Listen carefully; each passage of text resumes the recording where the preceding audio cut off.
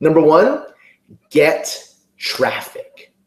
What that means is getting visitors to see what you do, right? Say you're with Empower Network and because you want to sell more cars, maybe you're a car salesman. I actually have a couple car salesmen, people who their profession is to sell more cars. They are a customer here in Empower Network to learn persuasion, copywriting, email marketing, follow-up, negotiation, and stuff like that, right? NLP. They learning this stuff from Empower Network to apply in their career as a car salesman, right? So traffic is getting enough people to contacting you for more information or to just outright and buying, right?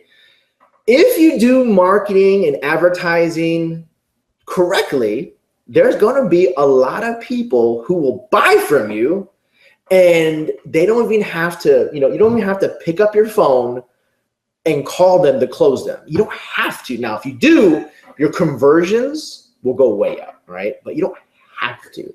So I want to focus on traffic. Can we do that? Because I believe if you get a lot of traffic and you do it the right way and you warm them up, going from cold to warm to hot. Hot's like, Lawrence, I need to buy whatever you're selling now. That's hot. Cold's like, I don't even know what this is. I'm just gonna go ahead and just save it somewhere. Warm is like, hey, you got my interest. I just need a little bit more information. Let me click this link and see what you're doing right here, right? So we want to take someone who doesn't know who you are to someone who's just a rabid fan who's like, I want to buy whatever, right? So we want to focus on traffic. So I want to build a couple things. I want to build a sandbox, right? I'm an avid, or I used to be an avid video gamer. I used to play a lot of video games as a kid. I mean, 8-bit, Sega Genesis, Dreamcast, right? I used to love video games, right? I only play a little bit here and there now. I play with my kids. But one of the things, there's a term, it's called a sandbox, right? And they use this in programming too, programming language, in terms of what it is. A sandbox is something you can play in and not destroy stuff, but you can build whatever within the confines of that world, right? So I want to give you some ideas, tools, tips, and suggestions in a sandbox form where it's not super rigid, right? Like if you were going to New York from Houston, there's not one way to get there, but there's probably a couple of them depending on traffic. If you're using like Google Maps or Waze or maybe the Apple navigation, it'll tell you how to redirect and reroute, but you're still going the right way, but you're just trying to be more efficient about it, right? Don't go the whole roundabout way of doing it. I believe if you wrap your brain around this, you don't have to do everything exactly, as long as you understand the bigger picture of where it fits and how it works. Because the thing is, I would say, 50, 60, 70, 80, 90% of the people here probably operate a motor vehicle, right? A motorcycle or a car, a truck, or SUV, right? But do you know how that vehicle works, runs, and how to repair it 100% of it? I'm an engineer, and I don't, right? I just don't have interest. I'd rather just go get my oil change and have someone do it so I don't have to mess with that, right? So knowing how a machine works and knowing how to run and understand what it does, what is more important? How something physically works, or what the expectations of what it gives you? To drive a car, to signal, to put it in park, the handbrake, the windshield wiper, right? The acceleration, the brake, headlights, the high beams, right? Checking your mirrors, reclining up in your seat, the radio. That's just the interface of what you do. But behind the scenes, you have the radiator, you have the transmission, you have the alternator, you have the battery, you have all the wiring, electrical, you have the AC. A lot of stuff you don't directly interact with, and that's okay, because you don't have to, right? So I'm not gonna go into the very, very, very specifics, but I wanna give you the sandbox to play in, because if you understand this, we are going to get traffic. Traffic is visitors, people interested in what you have to sell, retail, and if you're building a network marketing company or Empower Network, you can make generate traffic, leads, and sales. Generally, it's in that form: traffic, leads, and then sales. And you can definitely do this, right? So let's go and build this out. So I am going to talk about one of my favorite subjects, one that has helped me make a ton of money. Okay, just no lie, a ton of money. And it is called blogging, right? So if you have your notebook, go ahead and write a section out for blogging, because you already know what your why is, right? We know where we're going. And you know Lawrence is going to give you a sandbox to play in. But let's talk about blogging, right? My suggestion would be, well, number one, who should be blogging? I think everyone should be blogging, right? But I'm going to give a different spin to it of kind of how you should be blogging and what it is, how it fits in your business, right? So I did a presentation, I think it was either Orlando or Nashville. I was talking about blogs and why you should blog. And did you know the White House, right? The White House, the actual, presidential White House, in their official government website has a blog, okay? Huffington Post, one of the largest websites in the entire world, it is a blog, right? And really the blog, in a nutshell, it's just an easy way to update information and just kind of show people what you have to offer. But the main idea is it's considered more inbound marketing, people coming to you, right? But I'm gonna twist this a little bit. So most people in network marketing are outbound. Outbound being, we went to high school together. I'm going to call you to pitch you on my weight loss product. Hey, we used to date in college. I'm going to sell you some coffee. Hey, wait a minute. You are my wife's cousin. I'm going to pitch you on this protein shake.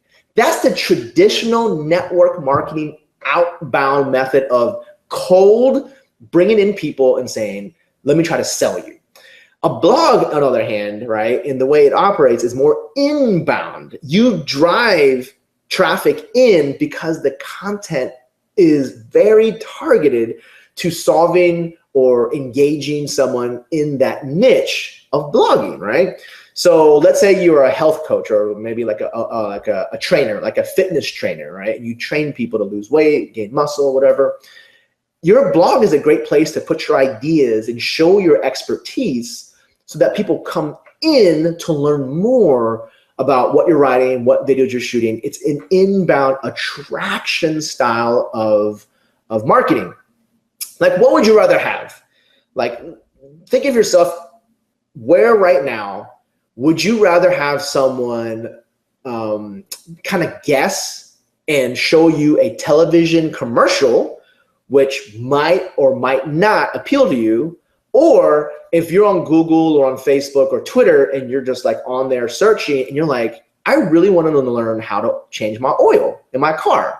And so you go search, or maybe it's in the back of your brain, like back of your head, that you need to do it, but you're not actively searching it. But then you see like this blog post on Facebook that talks about 17 things you did not know people do to your car when you change your oil. And so in the back of your brain, you're like, I need to change my oil, but whoa, I'm about to go change it. What don't I know about what people do when they change my oil, right? Like, you'd be interested because it's one of the topics you're interested in, right?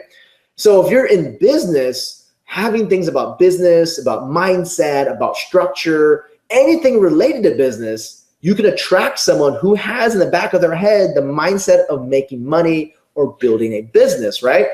And the closer you bring someone who's already thinking about making money and you present them an opportunity to make money, they marry together and you make money. But what happens is when people go, I have never made a sale on the internet, it's because they're trying to force the conversation of, hey, you, I see you walking down the street. You seem like a sharp person.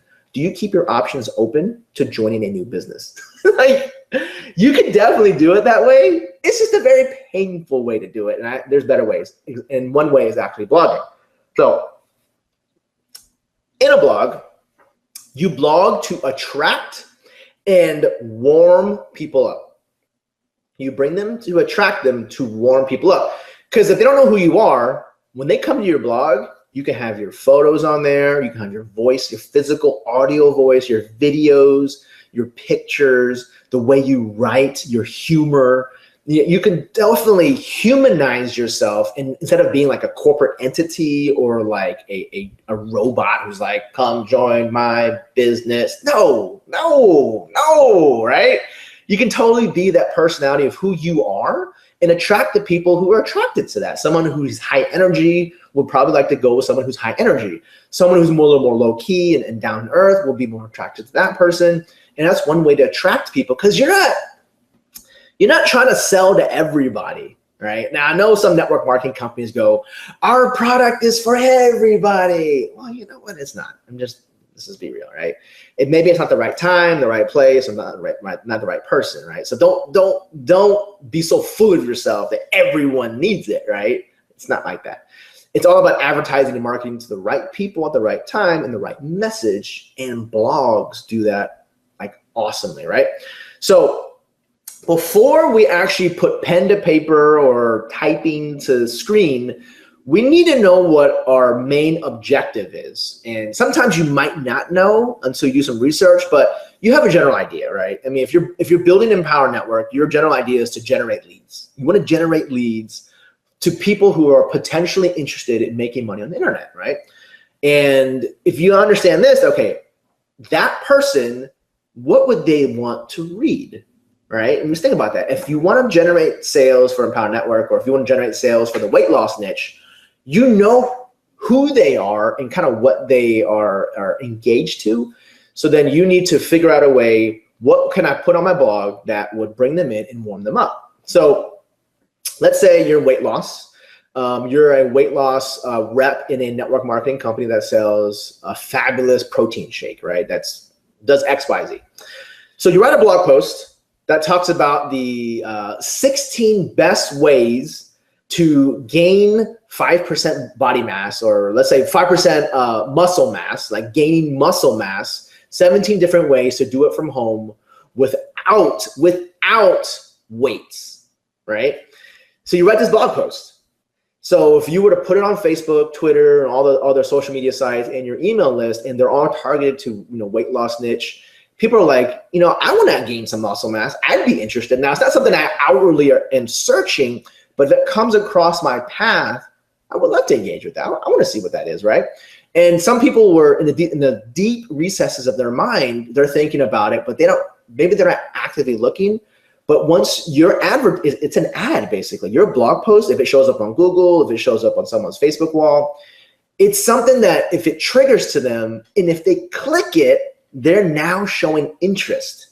So with your end in mind, we want to really focus on the audience. Like, who are they? Are they male? Are they female? What do they live? What do they like to do? Who else or what else are they reading, participating in, working with?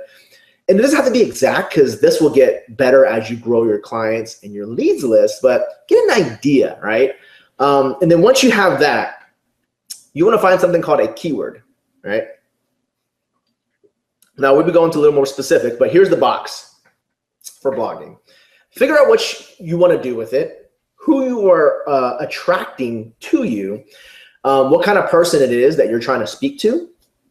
But then deep down, you got to just really know, what are they searching for? Now, this only applies, now blogging, there's a lot of different uses for it, but this really only applies for SEO blogging, search engine optimization style of blogging, where your main goal, or one of your goals to get traffic, is to write an article, post it onto the internet, and then Google, Yahoo, Bing, all the search engines, they pick up your article and they list it in their listings, right? So that when people search, how do you lose weight without, using weights at home, and your article pops up, where do you rank and how much traffic will you be getting from that search volume?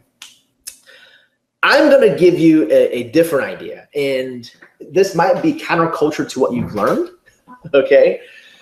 SEO should be a secondary bonus, so you kind of write for it, but not specifically for it. And here's where I would primarily want to talk to you. If you want to go and do blogging, you want to write for the user. And that's why I was talking about the audience, like who they are, the exact person. It's better to write for their user experience and not so much about a specific keyword, right? And a keyword is the exact word or phrase that is in your article that you're trying to be found on Google, Yahoo, and Bing. The exact phrase. So the exact phrase would be how to lose weight without dieting. How to lose weight without dieting. Super long, but I bet you it's pretty common. And the person who is actually searching for that knows exactly what they want. They want to lose weight without dieting, right? And if your blog post has those words and related words on that topic, and you optimize it properly, Google will then be like, oh, sweet, I get you. Your article is probably about this. There's not much competition in this niche. I want to serve your article and put it on our listing, and you don't have to pay them or anything. It's just organic, free traffic. But don't get stuck on do not get stuck on trying to actually do it where you're only doing it for SEO. SEO is a secondary thing. You want to do it for actual users. And if you can do it for users, right?